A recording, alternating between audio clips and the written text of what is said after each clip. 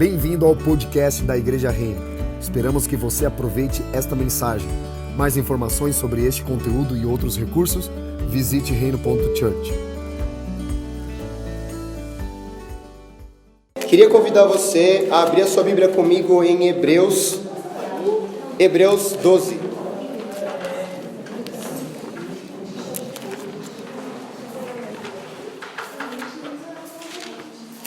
Hebreus capítulo 12. Está lá no finalzinho, depois de Tito.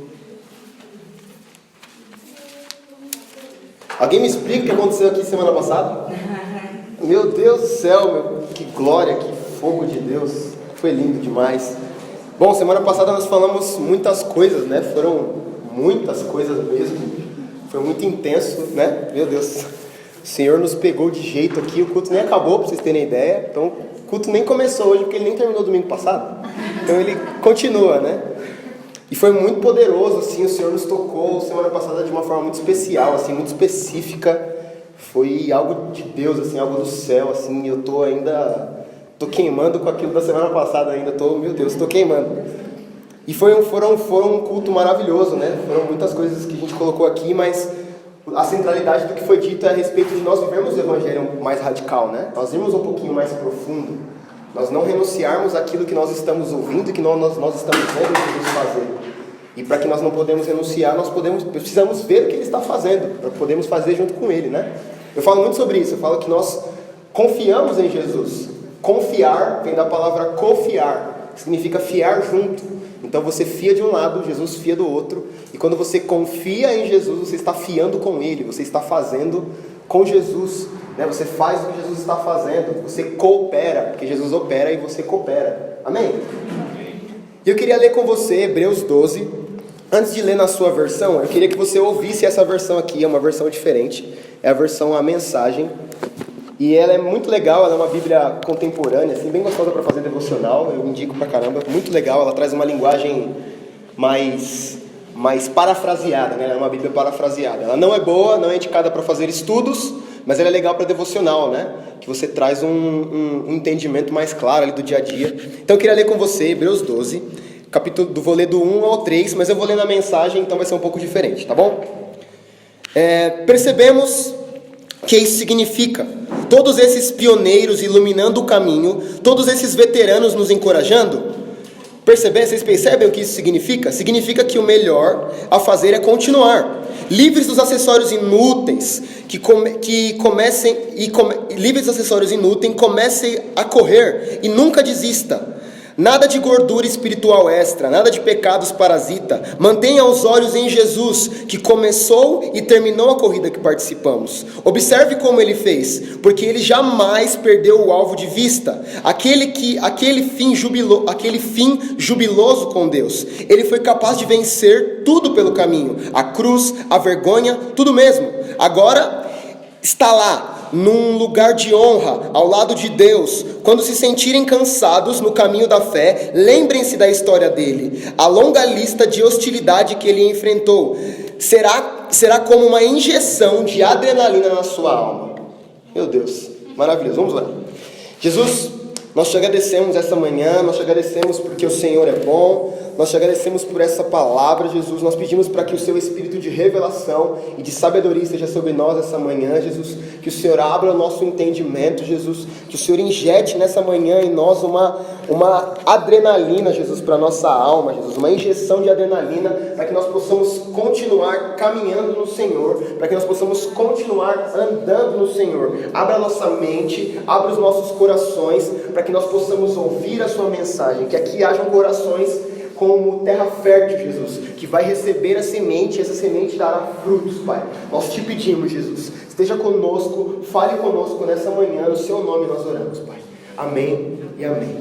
Aleluias. É muito legal, eu gosto muito de ler alguns textos na mensagem, porque ela traz um entendimento muito diferente do que a gente lê na Bíblia tradicional. É interessante porque o começo desse versículo, né, de Hebreus 12, fala assim, vou ler na versão normal. Portanto também, nós vimos que temos de rodear grandes nuvens de testemunhos. Então, essa grande nuvem de testemunhos que ele está falando é de Hebreus 11.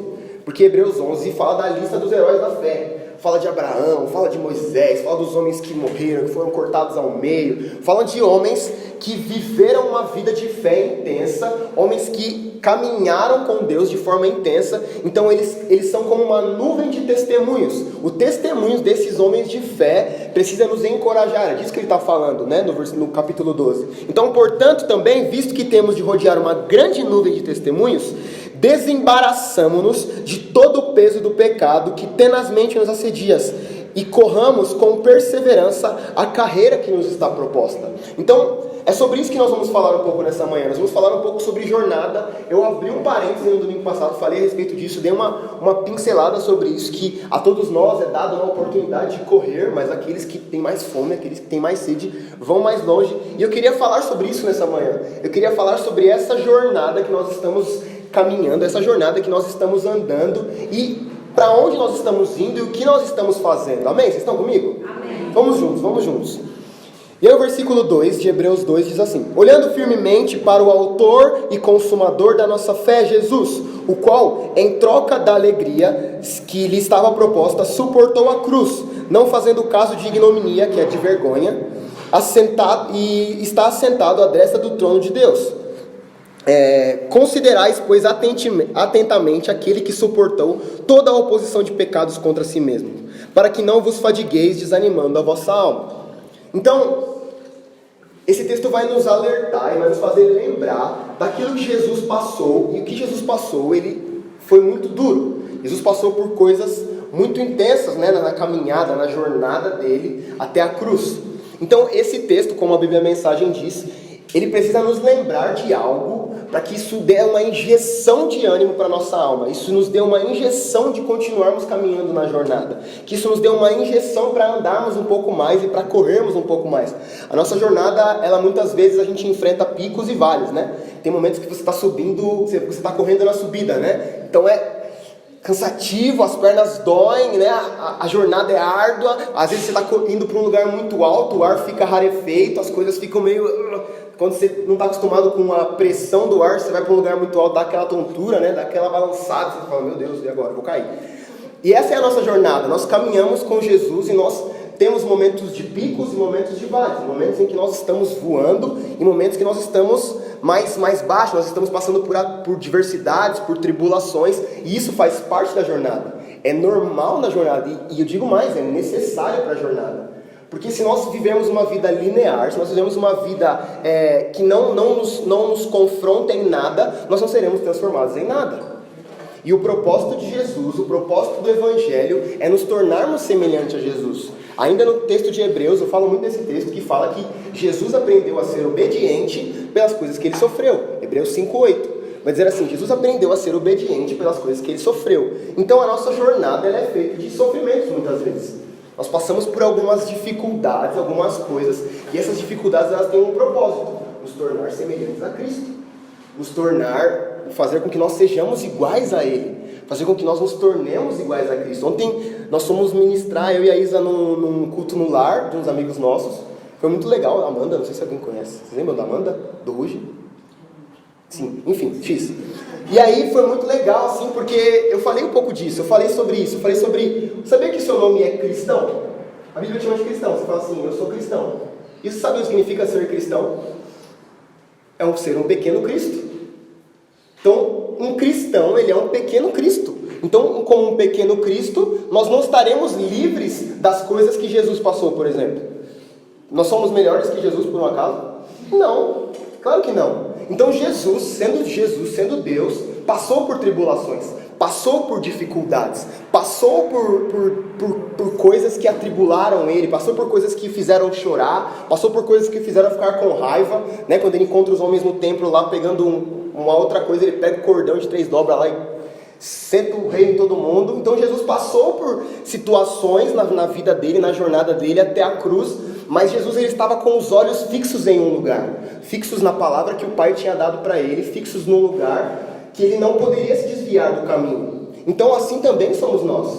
Jesus ele foi na frente, e nós agora, não sei se alguém aqui já assistiu corrida de de Fórmula 1, ou já viu alguma coisa de corrida e tal, já reparou que os carros sempre correm, se você reparar, se você for numa pista de corrida, você vai perceber que tem uma marca na estrada, que é de tantos os carros passarem por aquela marca, aquele lugar fica meio destacado, assim, que eles falam que é fazer o traçado da pista, né? Porque todos os carros fazem o mesmo traçado. Por que eles fazem o mesmo traçado? Porque eles aproveitam o vácuo um do outro. O carro que está na frente, que está mais rápido, o outro entra atrás e cola atrás, e esse vácuo que ele deixa puxa, sabe? Puxa o carro que está atrás. Então Jesus, ele foi na frente, ele preparou um caminho para mim e para você. Então se nós permanecermos olhando para Jesus, nós estamos sendo puxados para esse lugar.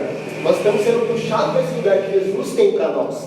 Jesus, e a gente vai falar um pouco mais à frente sobre a alegria que estava proposta.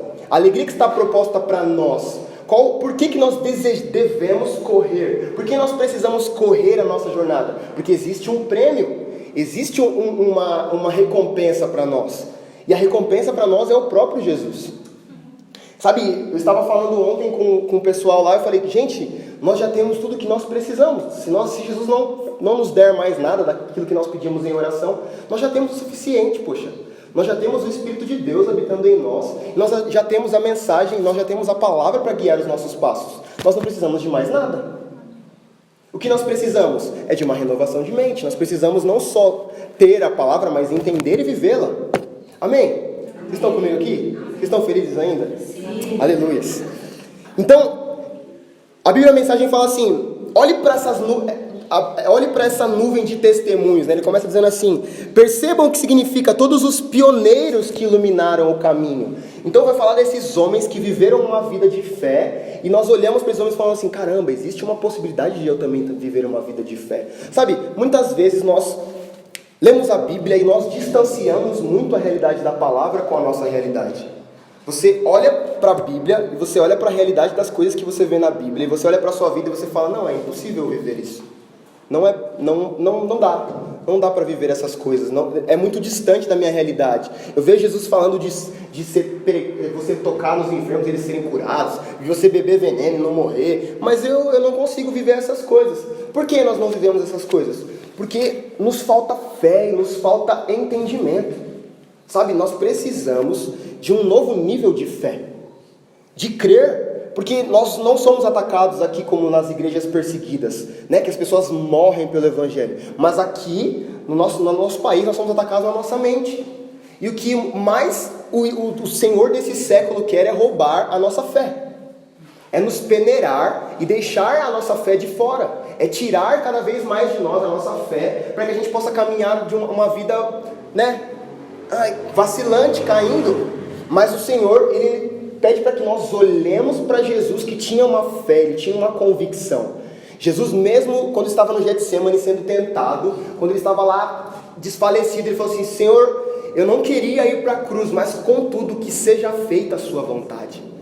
Eu quero que a sua vontade seja feita, eu creio que você é meu Pai, eu creio que você vai cumprir o propósito que o Senhor deu para mim para eu cumprir. Vocês estão comigo? Sim.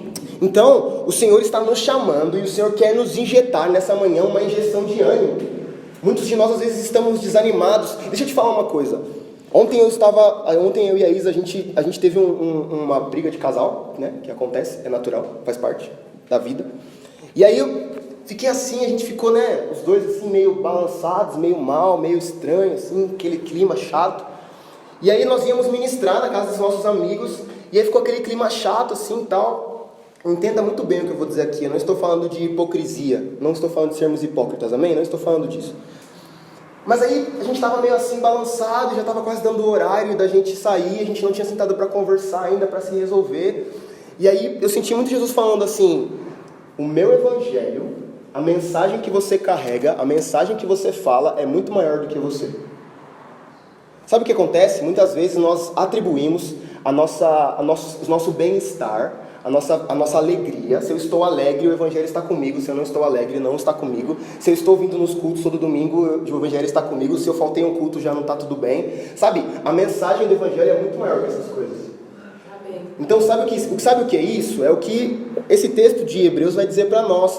São esses pesos, né? A Bíblia, a mensagem, eu acho interessante que ela fala assim, a gordura espiritual extra, os pecadinhos parasitas. Sabe o que é pecado? É aquilo que não glorifica a Deus. Nós pecamos quando nós fazemos algo que não glorifica a Deus. Porque Jesus deixou 2 mandamentos para nós: amarmos o Pai acima de todas as coisas. Então toda vez que nós não amamos a Deus acima de todas as coisas, nós estamos pecando. Então, se eu estou mais preocupado, Se eu estou mais preocupado em tipo assim, resolver o que eu preciso resolver com a minha esposa, para depois poder pregar o Evangelho, eu não estou amando a Deus acima de todas as coisas. Eu estou amando a mim mesmo. Entendam o que eu digo, eu não estou falando de nós sermos pessoas hipócritas. Lógico que eu preciso resolver o problema com a minha esposa. Óbvio que eu preciso estar bem com a minha casa. Isso é necessário. Mas nós precisamos entender que a mensagem do Evangelho, essa mensagem que nós carregamos, ela é muito maior do que eu e você. Então essa mensagem, ela não está atrelada ao que nós sentimos ou deixamos de sentir. Ela é uma verdade para nós. Se você estiver bem, ela continua sendo uma verdade. Se você estiver mal, ela continua sendo uma verdade. Faz sentido para você? Então nós precisamos nos desapegar um pouquinho do nosso sentimentalismo extremo, sabe? Tipo assim, eu preciso estar tudo bem para poder amar Jesus. Cara, Jesus ele é digno do nosso amor, independente da gente estar bem ou da gente estar mal. E foi o que eu falei para eles. Eu falei, olha, talvez a gente não resolva nesse exato momento a nossa desavença aqui. Mas as pessoas que estão lá, elas não têm nada a ver com o nosso problema. A mensagem que eu e você carregamos é muito maior do que os nossos problemas. E outra coisa, eu quero amar um pouco mais a Jesus. Sabe por quê? Porque quando eu amo mais a Jesus, eu volto de lá, eu volto da glória de Jesus, mais parecido com Ele, eu consigo te perdoar, eu consigo te pedir perdão, eu consigo ser menos egoísta, eu consigo ser menos egocêntrico, eu consigo ser menos mal. Então Jesus é digno da nossa adoração, sabe? Nós precisamos parar de atrelar a nossa adoração aos nossos sentimentos. Tem dia que eu estou bem, mas eu sei que eu preciso adorar Jesus, não só porque eu estou bem, mas porque eu também estou mal, eu preciso adorar Jesus em todo o tempo. Sabe, eu estava lendo um texto aqui enquanto nós estávamos na adoração, eu acho interessante a gente falar sobre ele. É um parênteses aqui rapidinho. Está lá abra sua Bíblia comigo em Mateus.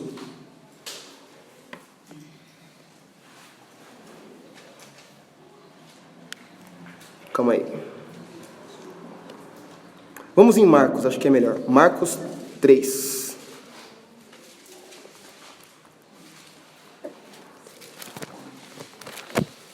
Marcos 3. Marcos 3, versículo 31. Vamos abrir um parênteses aqui rapidinho. Diz assim, vocês estão comigo? Sim. Diz assim, nisto chegaram a sua mãe e os seus irmãos, e tendo ficado do lado de fora, mandaram chamá-lo. Muita gente estava sentada ao redor dele e lhe disseram, olha, tua mãe e os teus irmãos estão te chamando lá fora, eles estão à sua procura. Então Jesus respondeu a eles, dizendo, quem é minha mãe e os meus irmãos? E correndo pelos olhos dos que estavam assentados, disse, eis a minha mãe e os meus irmãos. Portanto, qualquer um que fizer a vontade de Deus, esse é o meu irmão, minha irmã e a minha mãe. Ué, então Jesus aqui está nos ensinando a sermos mal educados com os nossos pais? Claro que não. Jesus está falando aqui a respeito de uma jurisdição. Quando Jesus... Eu falei isso para eles ontem, eu falei assim, quando eu estou aqui, por exemplo, quando eu estou aqui ministrando, quando eu estou pregando o Evangelho, eu não sou mais o marido da Isa, eu não sou mais filho do Arnaldo e nem da Lucimara, eu sou um mensageiro. Então a jurisdição que eu estou aqui é a jurisdição de aquele que está carregando uma mensagem, está liberando uma mensagem. E é mais ou menos isso que Jesus estava falando aqui. A mãe e o irmão dele estavam chamando ele. Mas ele falou assim, gente, agora eu não estou mais como filho da Maria e irmão do Lucas, né? Do José, Tiago, exatamente. Eu não estou mais sob essa jurisdição. Agora eu estou aqui como o Messias. Eu estou como o Cordeiro de Deus que tira o pecado do mundo. Então eu não posso resolver os problemas de família agora, porque eu preciso fazer a vontade do meu Pai. Eu preciso responder ao que meu Pai está dizendo. Vocês estão entendendo aqui? Então o que Jesus estava fazendo? Ele estava amando a Deus acima de todas as coisas. Eu não estou dizendo que você não precisa ter uma vida saudável com a sua família, não. Eu não estou dizendo que você não precisa amar a sua família, não estou dizendo isso. Eu estou dizendo que nós precisamos amar um pouco mais a Deus, acima do que nós amamos a nós mesmos, e às vezes amar mais a Deus, amar mais a Deus acima de que nós amamos as pessoas.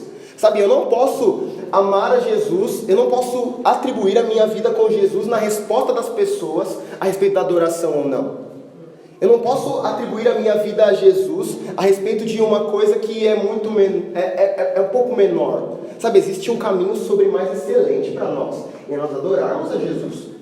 Se nós entendermos que independente da situação, independente dos nossos sentimentos, independente do que nós estamos sentindo, independente de como está na nossa casa, na nossa vida financeira, se nós entendermos que se nós olhamos para Jesus, nós recebemos dele o que nós precisamos para voltar para este lugar e resolver os nossos problemas, se nós entendermos isso, a nossa vida nunca mais vai ser a mesma.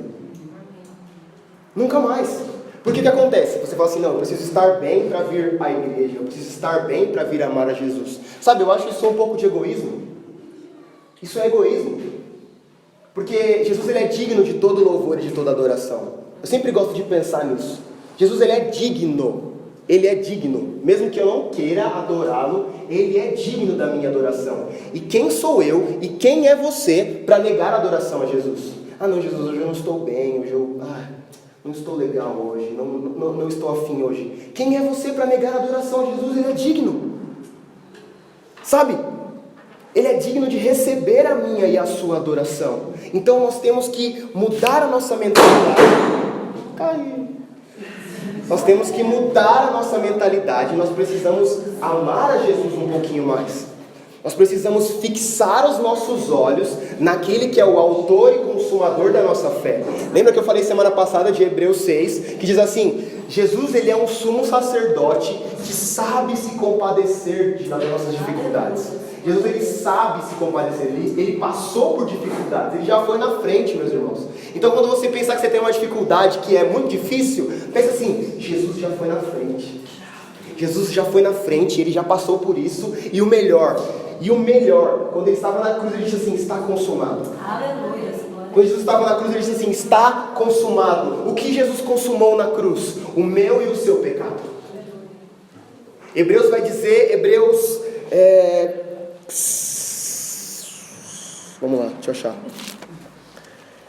Isso aqui é muito interessante. Eu gosto muito, isso tem queimado no meu coração nesses dias. Hebreus é um livro maravilhoso, meu Deus. Tenho amado ler Hebreus. Diz assim, ó, Hebreus 9, versículo 26. Hebreus 9, 26. O contexto aqui é que eles vão falar que Jesus foi um sacrifício perfeito, que Jesus ele não precisava entrar, porque se o sangue de Jesus fosse semelhante ao sangue de animais, ele precisava entrar no templo toda vez e se entregar de novo, de novo, de novo. Mas o sacrifício de Jesus é um sacrifício perpétuo, eterno, não tem fim, entende? Vocês estão comigo? Então esse é o contexto de Hebreus 6. E ele vai dizer assim, ora, nesse caso seria necessário que ele tivesse sofrido muitas vezes desde a fundação do mundo. Agora, porém, ao se cumprirem os tempos, se manifestou de uma vez por todas para o quê? Para aniquilar pelo sacrifício de si mesmo, o pecado.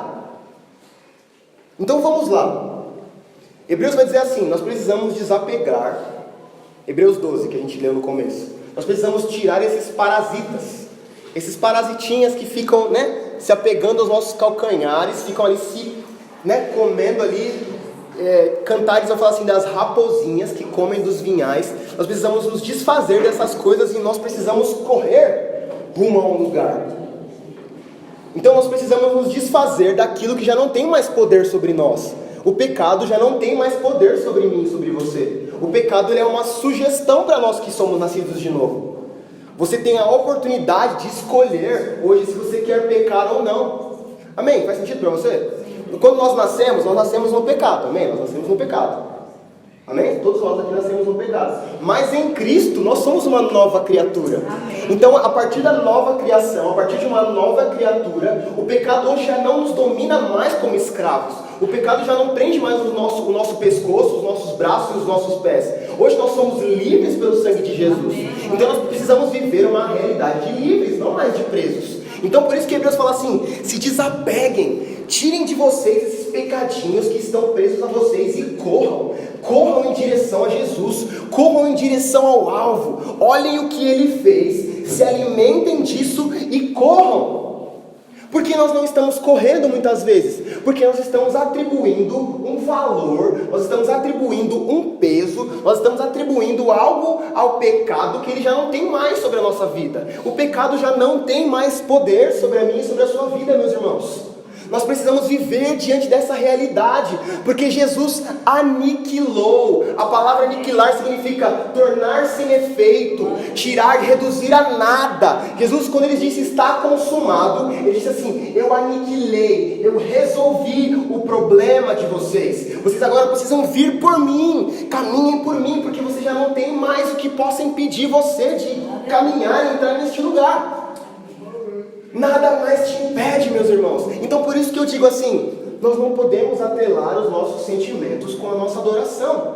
Nós não podemos atrelar aquilo que nós estamos sentindo, pensando, com a nossa adoração. Nós não podemos.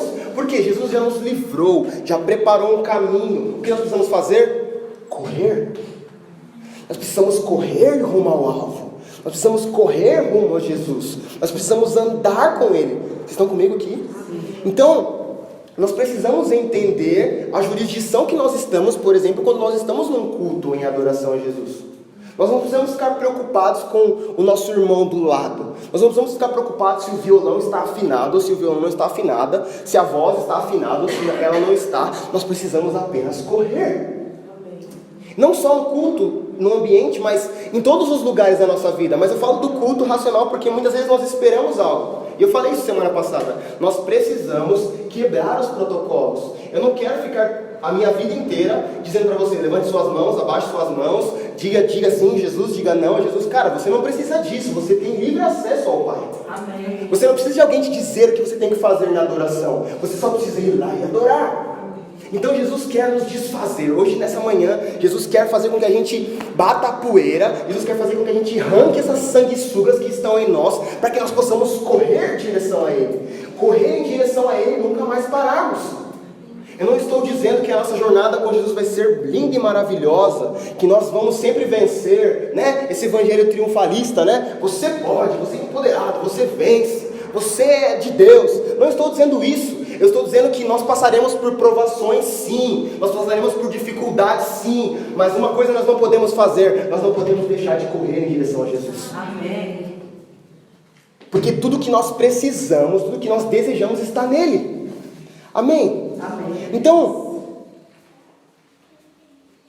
esse dualismo que eu falei semana passada também, de nós separarmos as coisas, né? O que é espiritual, o que é terreno. Cara, entenda, Jesus ele uniu todas as coisas nele. Quando nós estamos em Jesus, nós vivemos a realidade do céu. É importante nós estarmos aqui, nos reunindo como família de Deus? Sim, é importante. Poxa, Jesus deixou a igreja para isso. Para nós nos reunirmos como família, para nós amarmos uns aos outros, para nós servirmos uns aos outros.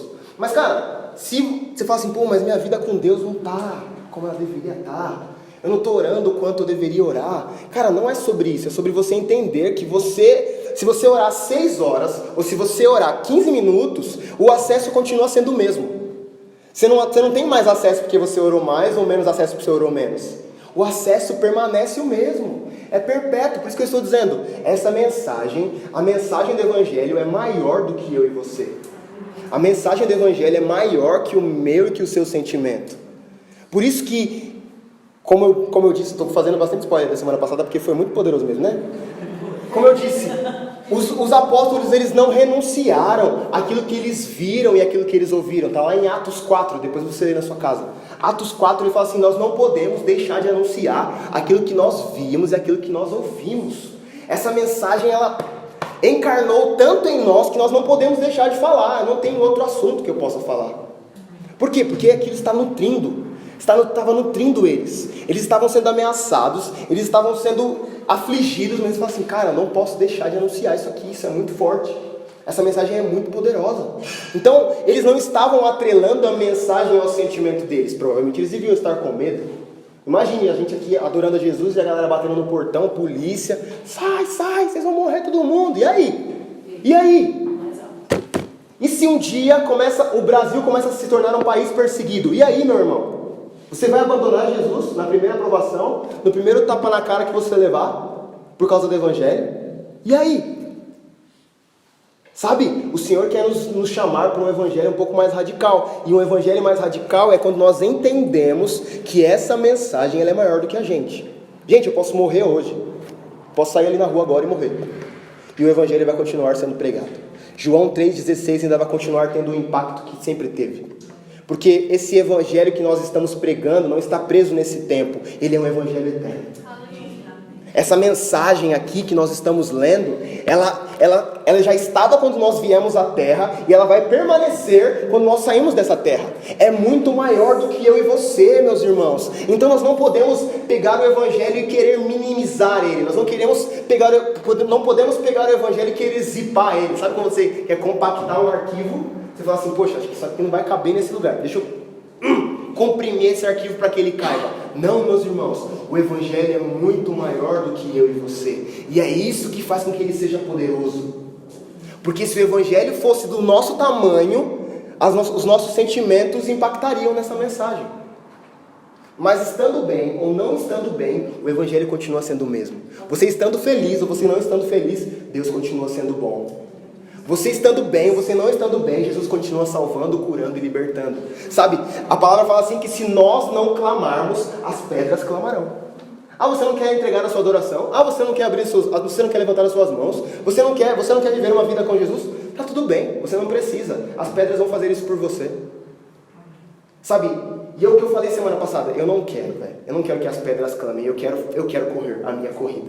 Então assim, eu gostei muito, velho, eu gostei demais, assim, eu amei muito mesmo essa música nova do Morada. Me tira o medo que me faz dizer, Moisés, suba em meu lugar. Eu lembro que quando eu li, na oportunidade que eu tive de ler a Bíblia toda, quando eu me deparei com esse texto, que fala que Deus queria se apresentar ao povo, Deus queria se mostrar para o povo, Ele marcou um dia, Ele marcou o horário, Ele marcou o lugar, falou, gente, eu vou estar lá esperando vocês, venham me encontrar.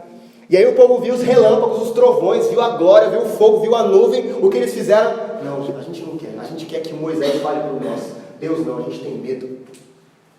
E quando eu li isso, eu comecei a chorar no quarto. Falei, Jesus, por que eles não quiseram você, nem que morra, sabe? Nem que eles fossem como Esther. Se perecer, eu pereci, mas eu vou entrar na presença do rei, sabe? Eu vou ser ousado, eu vou meter o louco mesmo diante de Jesus, eu vou chegar, mesmo que eu não possa, mas se eu morrer, eu morri, velho. E tá tudo bem, tá tudo certo, mas eu preciso ir lá, eu preciso entrar neste lugar. Não, o povo teve medo. O povo escolheu ter um intermediário. O povo escolheu uma outra pessoa para correr a corrida que estava proposta para elas. E sabe o que nós fazemos? Nós fazemos a mesma coisa. Nós deixamos outra pessoa correr por nós uma corrida que nós podemos correr. A corrida está disponível para todos. Vamos lá, abra sua Bíblia comigo em Filipenses 3. Vocês estão comigo ainda? Vocês ainda estão felizes? Vamos lá, vocês estão sorrindo, estão felizes? Se estiver chorando também, porque a Bíblia fala que felizes são aqueles que choram. Olha isso, vamos lá, Filipenses 3, versículo 14. A Bíblia fala muito de Jesus ser o autor, vai abrindo aí enquanto eu vou falando. A Bíblia fala assim de Jesus ser o autor e o consumador da nossa fé, não é mesmo? Então nós só temos fé em Jesus porque Ele nos deu essa oportunidade e nós temos fé. Então foi Ele o autor da nossa fé, Ele é o motivo da nossa fé. E o consumador, a palavra, olha que interessante, a palavra consumador significa aperfeiçoador. Então, ou seja, Ele nos aperfeiçoa, Ele nos deu a fé e Ele mesmo nos aperfeiçoa para que nós possamos desfrutar desta fé. Meu Deus, o que é isso? Romanos vai dizer assim, porque dele, por meio dele e para ele são todas as coisas. Ou seja, veio dele, através dele e volta para ele todas as coisas. Ele é a nossa origem, o nosso caminho e o nosso destino. É tudo sobre Jesus. A Maia abriu aqui o culto falando de João 17,3. Eu amo esse texto. A vida eterna já começou no dia em que nós dissemos sim para Jesus. Jesus disse sim para nós. No dia em que nós aceitamos essa mensagem, no dia em que nós dissemos assim, eu quero me tornar um cristão, eu quero me tornar um pequeno Cristo, ali a vida eterna já começou, ali a nossa corrida já começou. Mas, porque muitas vezes nós temos um entendimento pequeno, a gente ficou parado, todo mundo saiu correndo. Sabe quando o cara queima uma largada? Que aí tem que voltar todo mundo. Então, quando nós dissemos sim para Jesus, a largada foi dada. O tiro foi dado e nós precisamos correr a nossa jornada. E às vezes nós não corremos porque falamos assim, não, eu não posso correr porque o meu tênis não é adequado, eu vim da festa ali agora, estou de salto e eu não posso correr. Eu estou com uma roupa que não está adequada para eu poder correr. Sabe, a gente coloca tanto empecilho para correr, a gente acaba não fazendo nada. A gente acaba passando uma vida inteira de braços cruzados. Que Wynn fala isso. Jesus morreu de braços abertos. Como você pode passar a sua vida de braços cruzados? Como você pode passar a sua vida sem fazer nada? A todos nós é dada a oportunidade de correr. Vamos lá, Filipenses 3, versículo 14, diz assim: eu prossigo para o alvo, para o prêmio da soberana vocação de Deus em Cristo Jesus. Qual é a soberana vocação de Deus? Jesus é a soberana vocação de Deus. Jesus é o alvo, o foco, como eu disse, né? Ele é porque dele, nosso destino, por meio dele, a nossa jornada, e para ele, o nosso destino final, são todas as coisas, é tudo sobre ele. Veio dele, volta para ele, sabe? E eu imagino que Jesus, ele não estava atrelado, Jesus não deixava que o sentimento dele dominasse ele.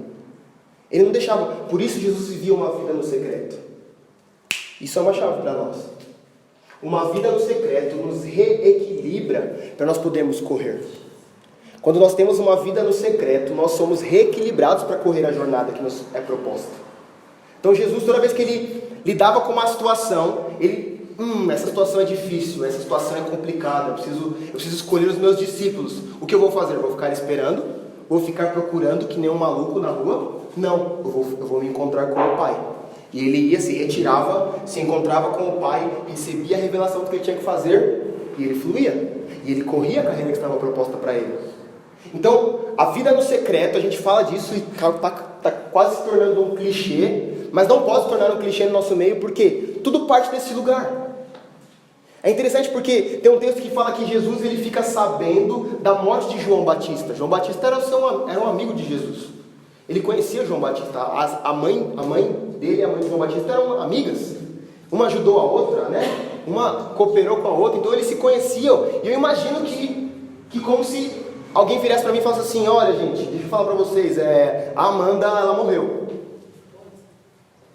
Com certeza o meu sentimento seria um sentimento de tristeza. Eu ficaria muito triste, muito chateado. Caraca, velho, a Amandinha, meu Deus, faleceu, e agora? Mas ao mesmo tempo também, eu fico sabendo às 8 da manhã que a Amanda morreu, que a Amanda faleceu, e às 10 eu tenho que estar aqui para pregar no culto. E aí, o que eu vou fazer? Não vou vir, velho, eu estou de luto porque a Amanda faleceu. Não, o que Jesus fez? Ele foi no secreto. Fala que Jesus se retirou no secreto. E ali, eu imagino Jesus se recompondo, eu imagino Jesus chorando mesmo, botando tudo para fora diante do Pai. Pai, meu amigo morreu, meu amigo faleceu. Então, diante de Deus, Jesus se desnudou. E é interessante nós pensarmos nisso. Jesus estava na cruz e ele estava nu, meus amigos. Jesus estava nu, porque rasgaram as vestes dele enquanto ele estava indo para a cruz. Então, por que muitas vezes nós nos vestimos, nós nos escondemos? É interessante porque quando o homem peca, lá em Gênesis, fala que a primeira coisa que ele fez foi o quê? Foi se esconder, e foi fazer roupinhas de figueiras. Isso fala a respeito de religião. Tem a figueira e tem a videira, né? Então fala que a figueira é a religião. Então nós nos escondemos, a primeira coisa que nós fazemos é nos esconder na religião. Mas é interessante, não sei se você já leu esse versículo em Gênesis 3, que fala que Deus, ele fez o primeiro sacrifício. Essa é a primeira menção de sacrifício na Bíblia. Ele sacrificou um cordeiro e Deus fez roupa para Adão e para Eva. Ele falou assim: não, vocês não podem se vestir da roupa que vocês produzem. Vocês precisam se vestir da roupa que eu produzo. Vocês precisam se vestir daquilo que eu tenho para vocês, não do de vocês.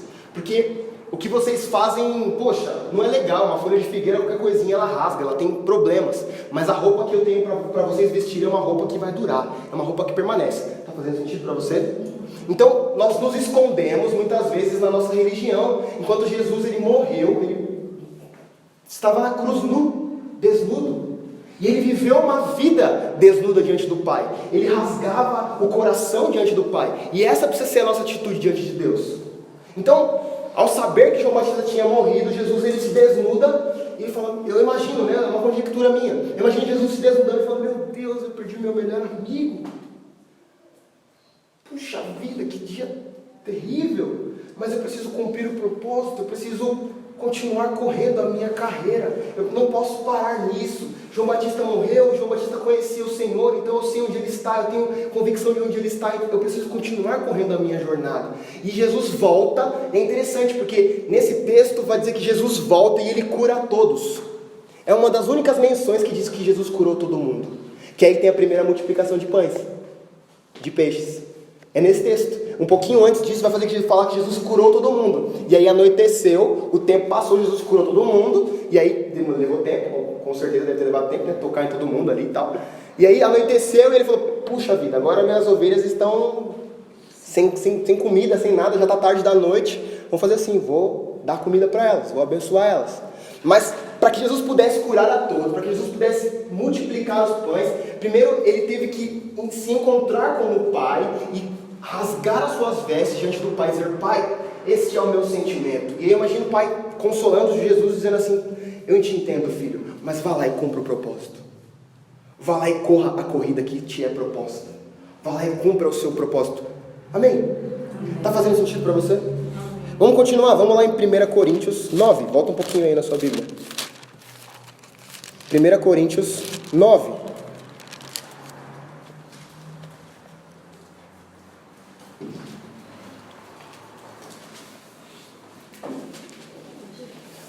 Olha isso.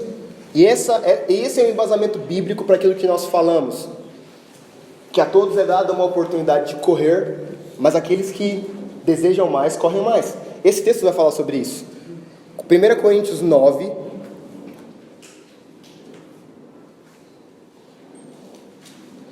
Versículo 23. Vamos ler do versículo 23. Amém? Amém? Amém. Aleluia. Diz assim, tudo faço por causa do Evangelho, com o fim de me tornar cooperador com ele. Não sabeis que os que correm no estádio, todos na verdade correm, mas um só leva o prêmio? Correi de tal maneira que alcanceis. Todo atleta em tudo se domina, aqueles para alcançar uma coroa corruptível, nós, porém, para a incorruptível. Assim corro também eu, não sem meta. Assim luto, não como desferindo golpes no ar, mas esmurro o meu corpo e reduzo a escravidão, para que, tendo pregado a todos, não venha eu mesmo a ser desqualificado. O que Paulo está falando aqui? Ele está falando assim, existem atletas que eles correm por um prêmio. Se alguém está numa Olimpíada, qual o objetivo? É conseguir uma medalha. É conseguir uma folhinha de louro na cabeça lá, medalha de ouro, chegar em primeiro. Não é mesmo? Nós valorizamos muito o primeiro. A gente vai falar sobre isso um pouco no final. Mas Jesus está dizendo assim, Paulo está dizendo assim, eles correm para um prêmio, para uma coroa corruptível. Eles correm para receber uma medalha. E a medalha é o que eles recebem, é a recompensa deles. Mas nós não, nós corremos por um prêmio incorruptível, nós corremos para a eternidade, nós corremos para um lugar. E é interessante o final, ele fala assim, eu esmurro a minha carne, reduzo minha escravidão, para que tendo pregado a todos, não venha eu mesmo ser desqualificado. Sabe o que ele está dizendo? Ele está dizendo assim, eu estou levando todo mundo para correr comigo, mas eu não estou mais correndo. Eu estou fazendo todo mundo correr, eu estou chamando todos para correrem comigo, mas eu parei de correr.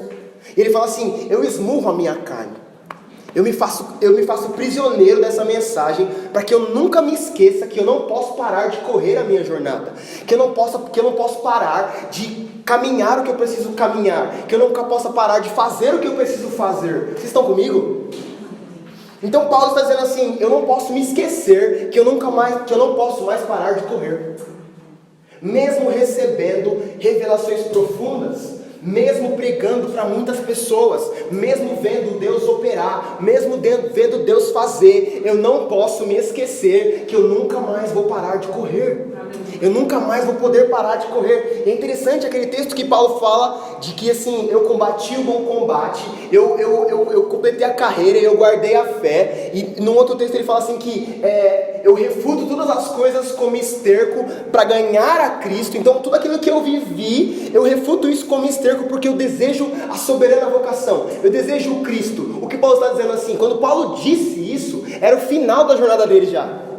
Imagine Paulo com 40, 50 anos de ministério, e ele dizendo assim, e todas as coisas que eu fiz, todas as coisas que eu vivi, eu reduzo essas coisas como esterco, porque o meu desejo ainda é Cristo. Eu ainda desejo receber o Cristo, eu ainda desejo conhecer o Cristo, sabe? Eu estou falando aqui, meus irmãos, de uma forma prática, de jornada.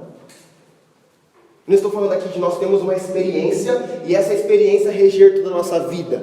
Isso é legal, isso é importante. Eu já tive experiências, você também já teve experiências, isso é bom para nós. Mas nós não podemos atrelar a nossa corrida, a nossa caminhada a experiências. Porque quando você não tiver experiência, então você não vai correr? Quando você não estiver sentindo Deus, quando você não estiver arrepiado, então você não vai adorá-lo? Então você não vai deixar de correr? Sabe, o Evangelho, ele não pode, vou dizer de novo, vou ser redundante aqui, vou falar várias vezes para que você fixe isso na sua mente. O Evangelho é maior do que os nossos sentimentos. Ele usa os nossos sentimentos? Sim. O Evangelho, né, quando nós estamos bem, é legal, é importante, mas a mensagem do Evangelho é maior do que eu e maior do que você. Amém? Isso não pode ser um peso para nós. Isso tem que nos alegrar, porque no dia mau nós louvaremos ao Senhor. E no dia bom, nós também louvaremos ao Senhor. E quando eu estiver chorando, eu louvarei ao Senhor. E quando eu estiver feliz, eu louvarei ao Senhor. E quando eu tiver dinheiro, eu louvarei ao Senhor. E quando eu não tiver, eu continuarei louvando ao Senhor. E quando os meus amigos falharem comigo, eu louvarei ao Senhor. E quando eu estiver com os meus amigos, eu louvarei ao Senhor em todo o tempo. Davi é apaixonante, porque Davi entendeu a graça no tempo da lei. Vamos lá. Davi, ele sabia resgatar a graça de Deus num tempo onde a lei ainda estava em vigência. Davi estava atualizado com o que Deus estava fazendo. Davi estava numa conexão mais alta. Deus estava falando em AM e Davi também estava em AM. E aí Jesus vem e traz para o FM, né? Nova frequência, uma frequência maior. E aí, Davi também já estava conectado no AM. Então Davi já estava no AM e no FM, ele conseguia resgatar graça no tempo da lei. E nós estamos no tempo da graça, nós queremos viver no tempo da lei. Como assim?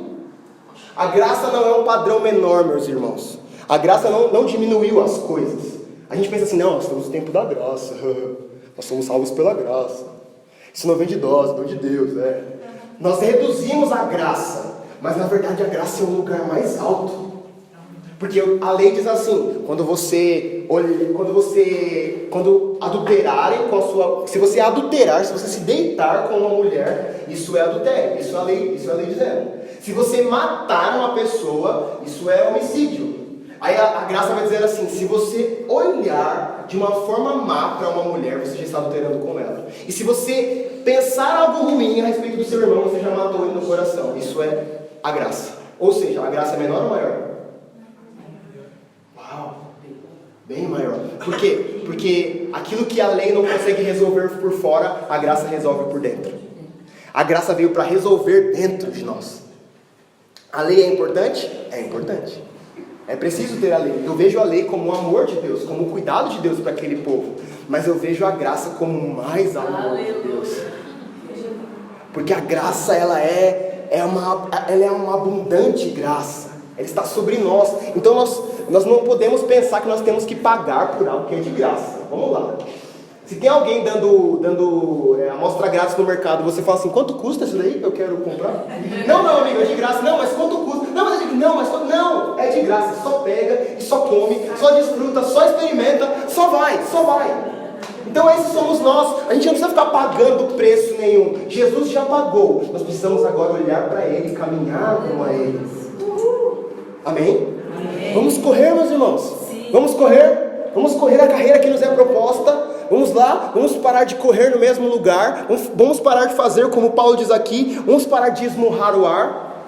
Ele fala assim, eu não esmurro o ar. Eu não luto esmurrando o ar. Porque quem esmurra o ar perde tempo.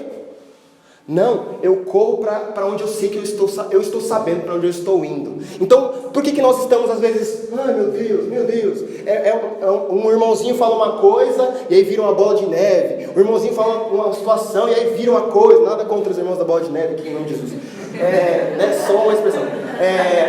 Cara, não é sobre isso. Não é sobre isso, é sobre nós entendermos para onde nós estamos indo. Por que nós estamos nos apegando a essas coisinhas pequenas? Porque nós nos esquecemos para onde nós estamos indo. Nós nos esquecemos qual é o motivo de nós estarmos aqui, ou qual é o motivo de nós estarmos reunidos. Nós estamos olhando para outras coisas. E quando Jesus está dizendo assim, ei, venham em minha direção, corram em minha direção, corram para mim. E, gente, se nós corrermos em direção a Jesus, todas as coisas vão ser resolvidas. Eu lembro o tempo que esse fundo não estava pronto aqui, isso era uma tribulação. Meu Deus do céu, que dia terrível. Nego preocupado porque o pallet não estava pronto. Eu não estou dizendo que nós temos que ser relaxados com a nossa igreja, não. Mas existe um caminho maior. Existe algo mais excelente. Então se olha isso, olha que louco isso. Uma parede de pallet impede você de adorar a Jesus? Vamos lá? Vamos lá, gente, vamos acordar.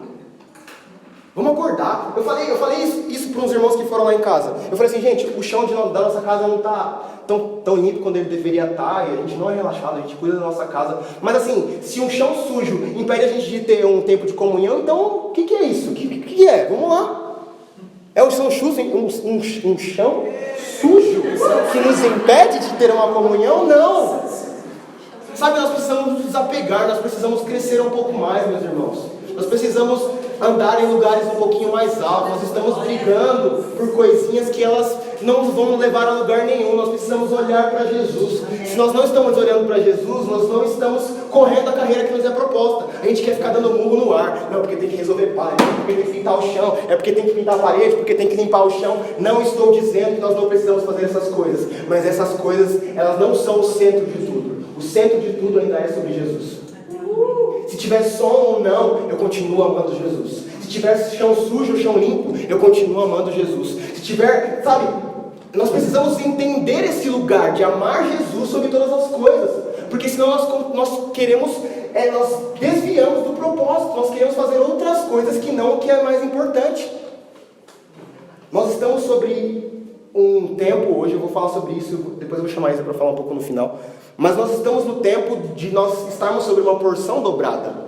Nós somos a igreja de primogênitos, e eu vou falar um pouco mais sobre isso, vou explicar um pouco mais. Mas, só dando uma introduçãozinha, nós estamos no tempo de sermos uma igreja de primogênito, e o primogênito, ele tem direito à porção dobrada. Então, o que isso quer dizer para nós? O que isso tem a ver com nossos dias? Nós não somos mais como Marta ou como Maria. Nós não só adoramos a Jesus ou nós cuidamos do templo. Nós estamos sob porção dobrada. Então nós podemos fazer as duas coisas. Eu posso limpar o chão e amar a Jesus. Amém. Eu posso ligar o som e amar a Jesus. Tudo que eu fizer, eu posso fazer olhando. Se eu estiver olhando para Jesus, eu faço amando a Ele. A Isa fala muito sobre isso a respeito de oferta.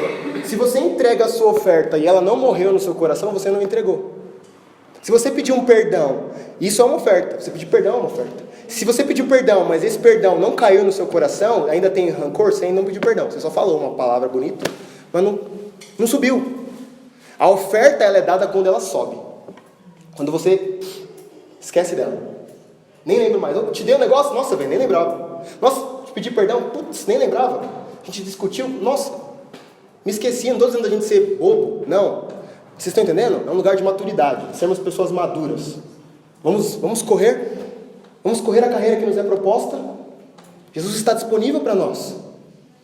Jesus está esperando a gente olhar para Ele e correr em direção a Ele. É tudo sobre Ele, meus irmãos. Aleluia. Você está feliz ainda? Dei uma cajadadinha aqui, né? Vocês perceberam? Então, qual é o objetivo? Para onde? Qual é o objetivo da nossa corrida?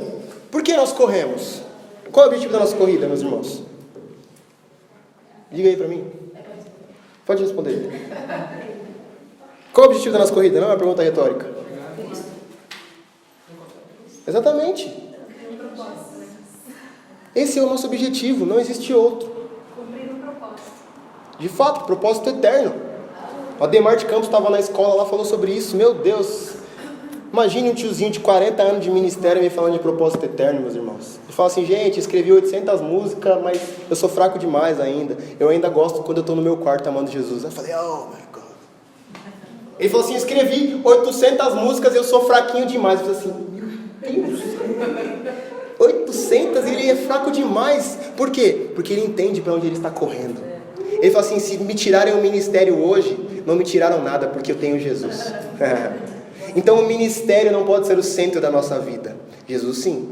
Se nós temos Jesus como centro, todo o resto vai fluir, todo o resto vai funcionar. Então, para nós resolvermos os nossos problemas, né, as nossas dificuldades, nós precisamos olhar para Jesus. Nós precisamos correr em direção a Jesus. E aí vai ficar tudo bem. E aí vai dar tudo certo. Sabe? E nós precisamos incentivar uns aos outros a correr a corrida.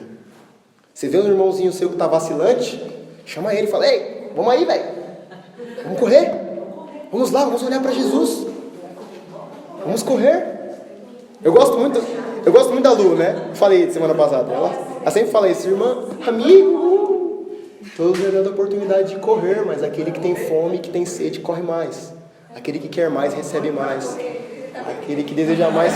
Gente, a Mauri corre toda semana. Vamos correr. Vamos correr com ele. Amém? Vocês estão aqui? Aleluia. Vamos lá, Hebreus ainda. Hebreus é o centro da nossa mensagem hoje, Hebreus 12. Óbvio que Jesus, né? Mas o texto de Hebreus.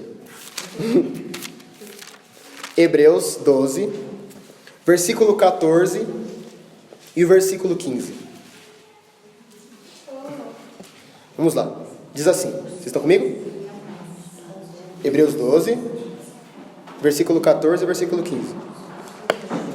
Vamos lá. Diz assim, segui a paz com todos e a santificação, sem a qual ninguém verá a Deus. Atentando diligentemente para que ninguém seja faltoso, separando-se da graça de Deus, nem que haja raiz de amargura, que brotando vos perturbe, e por meio dela muitos sejam contaminados. Aqui eu quero denunciar esse espírito demoníaco que está no nosso meio nesses dias. Quero denunciar isso aqui. Existe um espírito no nosso meio faccioso muitas vezes, não faccioso não, de contaminação, de amargura, que um amargura o coração do outro e essa amargura se espalha por toda a comunidade. Eu quero denunciar isso aqui no nome de Jesus e dizer para que nós precisamos voltar a olhar para Jesus. Amém. Se você não está feliz com uma coisa, se você não está contente, meu amigo, olhe para Jesus. Não vai dizer as suas amarguras para um irmão seu, que às vezes não tem nem estrutura para receber o que você está falando. Às vezes é pesado, tão pesado, é pesado para você, e aí você transfere o seu peso para o outro, e aí fica 2 pesados, esses 2 inflama 4, que vira 6 e vira 8. Vamos parar com isso. Vamos, em vez de nos reunir para dizermos as nossas mazelas no sentido ruim, de querermos, né, olha, você viu o que está acontecendo lá? Ninguém está fazendo. Vamos parar com isso, vamos começar a olhar para Jesus juntos. Vamos convidar os irmãos para orar, aqueles que estão vacilantes, aqueles que estão caindo. Vamos lá, meus irmãos. Vamos crescer um pouquinho mais. Você não está feliz com uma coisa, algo está te incomodando. Vamos orar juntos. Vamos caminhar juntos, vamos andar juntos. Não tome decisões precipitadamente. Não pense sozinho em nada. Nós somos um corpo, nós vamos todos juntos. Então nós não podemos deixar no nosso meio brotar raízes de amargura. Nós não podemos. Por quê? Porque essas raízes de amargura nos separam, elas nos dividem, e aí não acontece o que a gente leu no versículo 14, seguir em paz com todos. Isso rouba a nossa paz. E aquilo que rouba a nossa paz nos impede de sermos santificados, de nos tornarmos semelhantes a Jesus. Irmãos, nós somos família de Deus, e nós vamos discordar em muitas coisas, é natural, faz parte. Nós estamos querendo viver família, e faz parte mesmo, e está tudo bem, mas nós precisamos manter um lugar, a paz com todos. Nós precisamos entender que existe algo maior, a paz. A paz precisa ser o árbitro das nossas atitudes. Muitas vezes nós somos impetuosos, nós queremos agir por justiça própria. Eu preciso fazer, que eu achei que isso aqui é muito legal, eu preciso fazer isso aqui vai dar certo, que a igreja vai bombar, que vai acontecer, vamos. Mas cara, nós somos um corpo, nós estamos juntos. Vamos juntos. Vamos andar juntos. Não vamos deixar as raízes de amargura brotar no nosso coração. Não vamos deixar essas coisinhas pequenininhas nos dividirem. Vamos nos desfazer, meus irmãos. Vamos correr.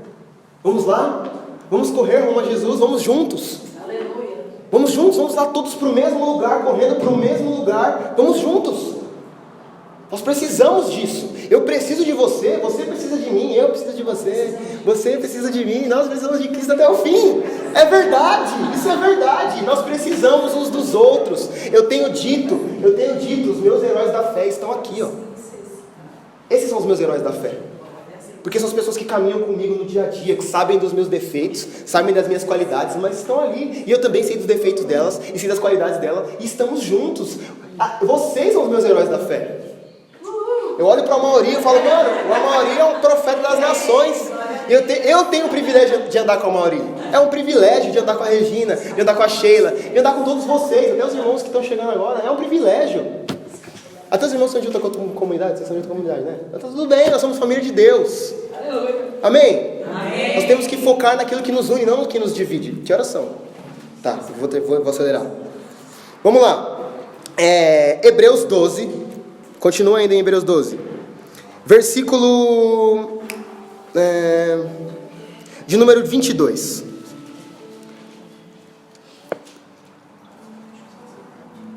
Diz assim: mas tende chegado ao monte de Sião e à cidade do Deus vivo, a Jerusalém celestiais, e a incontáveis hostes de anjos, e a universal assembleia, e a igreja dos primogênitos arrolados nos céus, e a Deus, o juiz de todos, e o Espírito dos justos aperfeiçoados, e a Jesus, o mediador da nova aliança, e o sangue da aspersão, que fala coisas superiores ao que fala de próprio Abel. Tem muitos aspectos aqui nesse texto, mas eu quero focar em dois. Eu quero focar primeiro no Monte Santo de Sião. O Monte Sinai foi o lugar onde Deus ele separou para um encontro. Amém? O Monte Sinai foi o lugar do encontro. O Monte Sião é o lugar da habitação. Então nós não estamos correndo para o Monte Sinai. Nós não estamos correndo para ter um encontro com Jesus. Nós estamos correndo para o Monte Sião, para nos tornarmos habitação. Eu estava ouvindo uma música ontem de um amigo que é sensacional. Acho que eu vou até pôr depois no final para a gente ouvir. É muito interessante, que fala assim: eu desarmo a minha tenda, né? Porque ele fala que se baseou no Antigo Testamento, que eles tinham as tendinhas, né? Que eles seguiam a nuvem. E ele assim: eu desarmo a minha tenda, eu guardo as minhas vestes, eu faço tudo para correr para Sião. Sião é o lugar da sua habitação. Sião é o lugar do seu deleite. Sião é o lugar do seu desejo. Então, qual é a corrida que nós estamos correndo? Nós estamos na beirada do monte. E o monte de Sião está lá. E nós estamos correndo em direção a esse monte. Nós estamos correndo ao lugar da habitação de Deus. Nós estamos correndo no lugar onde Deus habita. Não um lugar onde Deus se apresenta, não um lugar de encontro, mas um lugar de habitação. Sião não é só um lugar físico, mas também é um lugar espiritual. É onde eu e você estamos. É onde Jesus está nos tornando semelhantes a Ele. Nós estamos correndo para Sião. Nós estamos, ao mesmo tempo que nós estamos correndo para Sião, nós também estamos nos tornando Sião. Nós estamos nos tornando este lugar de habitação. Nós estamos nos tornando o lugar onde o Senhor deseja estar, e um lugar, né? Tem até uma moça que fala isso: eu quero ser um lugar onde você gosta de estar. Eu quero ser a tua casa favorita. Eu quero ser o seu altar. Esse é o meu desejo. E esse é o seu desejo também. Por isso você está aqui. Eu sei disso. Então o primeiro aspecto que eu queria falar é isso. Nós não estamos correndo para o Monte Sinai. O Monte Sinai foi onde Deus se apresentou, relâmpagos, trovões, né? Nós estamos correndo para o Monte Sião. E nós não podemos deixar ninguém correr um caminho que é nosso. Então por isso eu amo a música do Morada, que diz: me tira o medo, que me faz dizer Moisés, subir meu lugar. Me faz entender que a tempestade é você, a chuva forte é você, tudo é você, é tudo sobre você. Mesmo que eu morra, né? Mesmo que eu morra, se perecer eu pereci, mas eu quero encontrar o meu Senhor. Então, enquanto nós estamos correndo a nossa jornada, nós não estamos só correndo a um lugar, mas também nós estamos nos tornando um lugar. Nós estamos nos tornando a habitação do Senhor. Nós estamos nos tornando morada. Um lugar onde o Senhor gosta de habitar. Nós estamos nos tornando uma igreja dos primogênitos. Eu quero falar um pouco sobre isso. A igreja dos primogênitos é a igreja de pessoas que, como eu disse, um primogênito ele recebe a porção dobrada, certo? Vocês estão comigo aqui? Então o Senhor abençoa o primogênito e fala assim: olha, você é o primogênito dessa família e você tem porção dobrada sobre a sua vida. Para que serve a porção dobrada? A porção dobrada serve para resgate. Imagine que você tem uma herança, que seu pai tem R$1 milhão, e aí ele dá o direito da primogenitura, e em vez dele separar em 500 mil e 500 mil, ele dá R$1 milhão para o filho primogênito. Sabe por quê? Porque quando o filho, talvez se um dia o filho menor, o filho mais novo, o filho mais novo se perder, esse irmão tem dinheiro, ele tem condições de resgatar o irmão mais novo. Vocês estão entendendo? Vocês estão comigo aqui? Você está entendendo o que significa ser igreja de primogênitos? Sermos uma igreja que tem condição de pessoas que entendem que tem uma porção dobrada sobre a sua vida e que elas têm capacidade de resgatar aquele irmão menor que está perdido. É para isso que servia a primogenitura, é para isso que servia a porção dobrada no Antigo Testamento. Para que ele pudesse pagar uma fiança do irmão que foi preso. Tem uma história na Bíblia, depois a gente pode falar um pouco mais a fundo sobre isso. Mas é para isso que nós precisamos ser uma igreja de primogênitos. Daqueles que gostam de sentar na frente, não no fundo. Sabe, daqueles que querem correr, que querem ir na frente, porque entendem que estão carregando algo, que tem sobre eles uma porção, que ela é suficiente para se sustentar. Porque imagine, você com R$1 milhão, com 500 mil, você consegue se sustentar. E com outros 500 mil, você consegue resgatar o seu irmão. Amém? Vocês estão comigo aqui? Está fazendo sentido para você? Então, a Bíblia fala disso aqui, ó. A igreja dos primogênitos arrolada nos céus. Esse precisa ser o nosso desejo, de sermos uma igreja de filhos primogênitos. Tudo bem, talvez ainda nós não somos o irmão primogênito, nós somos o irmão menor que precisa ser resgatado. Tá tudo bem. Mas o Senhor tem primogenitura para nós. O Senhor tem algo para nós que nós não podemos trocar por nada.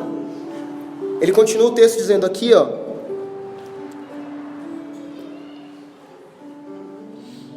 Ele vai falar de... Quer ver?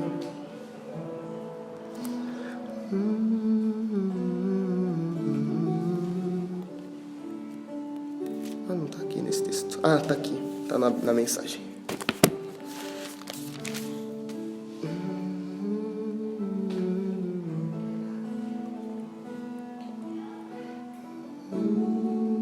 Ele vai falar de Abel, né? A morte de Jesus não foi como a morte de Abel.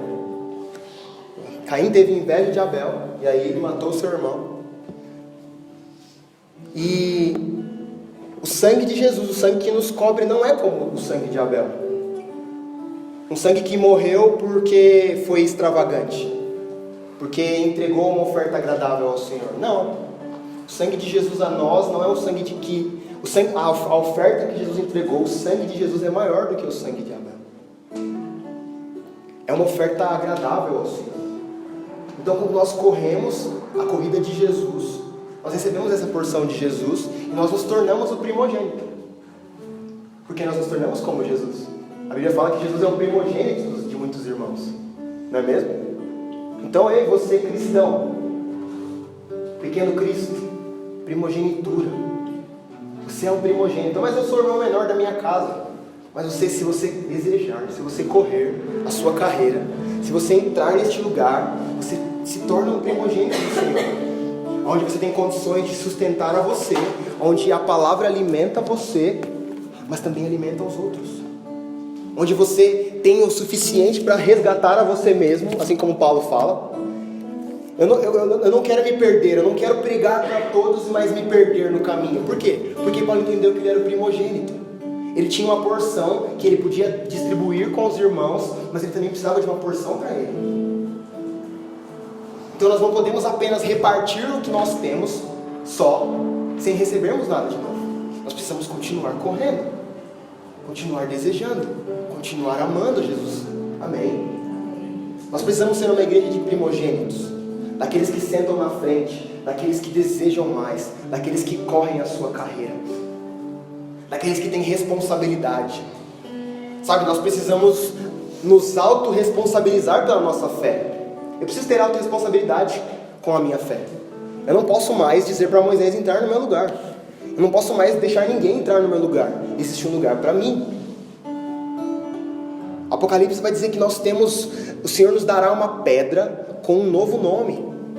E eu creio que existe um lugar separado para nós, junto com essa pedra na mesa. Tem um lugar para mim, tem um lugar para você lá. Vocês estão comigo? Está fazendo sentido para você?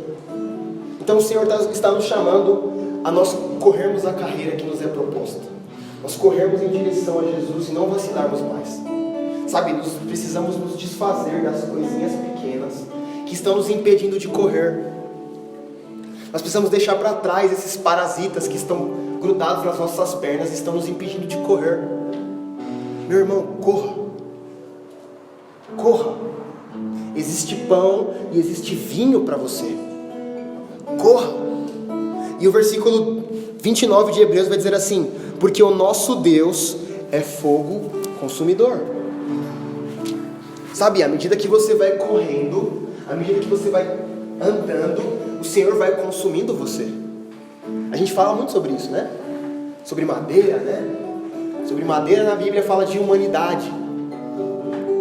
Fala que Deus é fogo consumidor, ou seja, quando você está correndo em direção a Deus, o Senhor vai consumindo a madeira, vai consumindo a sua humanidade e vai te dando uma natureza real, uma natureza divina. A natureza do próprio Jesus vai nascendo em mim e em você.